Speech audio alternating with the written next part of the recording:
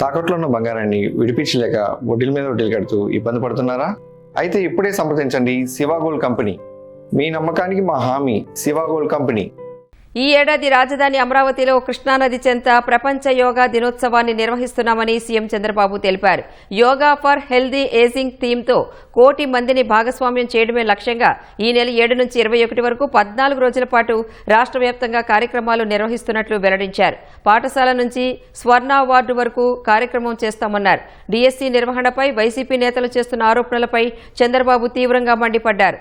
ఆరోపణలు చేసి చేతగాని వాళ్లలా పారిపోవడం సరికాదన్న ముఖ్యమంత్రి సత్తా ఉంటే నిరూపించాలని సవాల్ చేశారు. హైదరాబాద్లో పవన్ సభను అడ్డుకోవడం మంచి పరిణామం కాదన్న సీఎం అభివృద్ధిలో పోటీపడాలి కానీ విభేదాలు నాటేందుకు కాదని తెలంగాణ నేతలకు సూచించారు.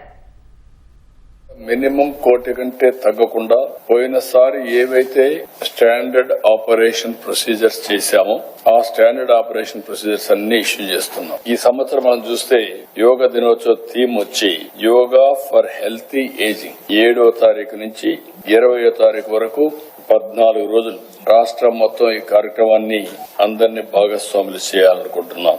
అమరావతిలో జరిగే యోగాంధ్ర 25,000 మంది ఎగ్జాక్ట్ గా కృష్ణా నది పైన బైపాస్ రోడ్డు పైన 25,000 మంది పట్టేట్టుగా ఏరియా ఐడెంటిఫై చేస్తున్నాం.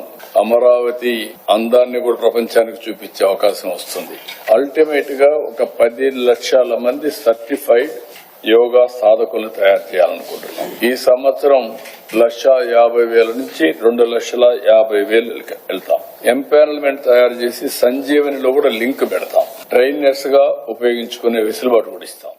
మేము డిఎస్సికి ఒక బ్రాండ్ 5 ఏళ్లు ఒక పోస్ట్ ఉద్యోగం ఇవ్వకుండా విద్యకు బ్రహ్మాండమైన సేవ చేసేశాను, స్టాండర్డ్స్ మారిపోయినాయి అని మాట్లాడిన వ్యక్తులు ఈ రోజు ఫస్ట్ సంతకం మెగా డిఎస్సి నేను అనౌన్స్ చేసే ఎలక్షన్ ముందు సంతకం చేయడమే కాదు ఫుల్ ప్రూఫ్ గా ఎక్కడ 0 మిస్టేక్ లేకుండా చేశాం. స్పోర్ట్స్ కూడా government of India standard operation మనం మాట్లాడుతున్న అతనికి బుద్ధి ఉందో జ్ఞానం ఉందో నాకు తెలియదు. ప్యాకాట్ కి ఇచ్చేసారని ఆడేస్తాడు. ఏ గేమ్ కూడా తెలియదు, డెఫినేషన్ తెలియదు, స్పెల్లింగ్ తెలియదు, నోరుంది అడ్డంగా వరేసుకుంటున్నారు. గవర్నమెంట్ ఆఫ్ ఇండియా అందరినీ కన్సల్ట్ చేసిన తర్వాత ఏవేవి ఉంటాయో స్పోర్ట్స్ లో అవన్నీ లిస్ట్ అవుట్ చేశారు. There are associations. ఇవన్నీ వాళ్ళు ఇచ్చే సర్టిఫికెట్లు ఇవి, నువ్వు నేను ఇచ్చేటే కాదు. అంటే నోరుందని, పేపర్ ఉందని, పేటిఎం బ్యాచ్ ఉందని ఇష్టానుసారంగా రాయడు. దాన్నే పదే అడ్డంగా చెప్తా ఉంటే నమ్మేస్తారనుకోవడం. ఏదైనా నీకు గాని శక్తి ఉంటే, నీ దగ్గర సమాచారం ఉంటే, సత్తా ఉంటే పెట్టు. ఇంకా దీనికంటే ట్రాన్స్పరెంట్ గా ఏం చేస్తారండి? అక్కడ కాంగ్రెస్ పార్టీ ఉంది, బీఆర్ఎస్ పార్టీ ఉంది. బీఆర్ఎస్ మొన్నటి నేషనల్ పార్టీ ఆంధ్రలో కూడా యూనిట్ పెట్టారు. ఎందుకు మాట్లాడతారో నాకైతే అర్థం కావడం లేదు. అమెరికాలో తెలుగు వాళ్ళు సెనేటర్స్ అవుతున్నారు, ప్రపంచం అన్ని దేశాల్లో అవుతున్నారు, ఒక అమెరికాలో కాదు. ఎవడైతే బెటర్ సర్వీస్ చేస్తారో వాళ్ళు ఆటోమేటిక్ అవుతున్నారు. కాబట్టి ఇలాంటివి చేయడం కరెక్ట్ కాదు.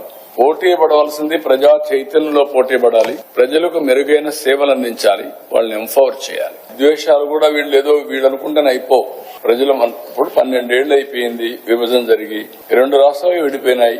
ఎవరెవరు ఎంత కాంట్రిబ్యూట్ చేశారో అక్కడే ప్రజలకు తెలుసు. ఇప్పుడు మనం చేయాల్సింది దీన్ని లాజికల్ గా తీసుకుపోవడానికి, చెడగొట్టకుండా లాజికల్ గా తీసుకెళ్లాలి. ఎవరున్నా అది వదిలిపెట్టి మాట్లాడడం కరెక్ట్ కాదు.